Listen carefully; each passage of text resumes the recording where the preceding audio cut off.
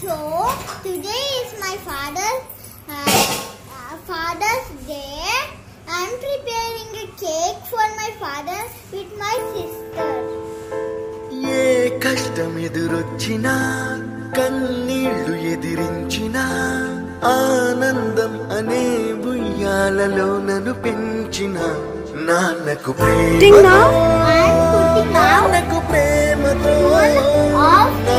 ప్రేమతో అంకితం నా ప్రతీక్షణం.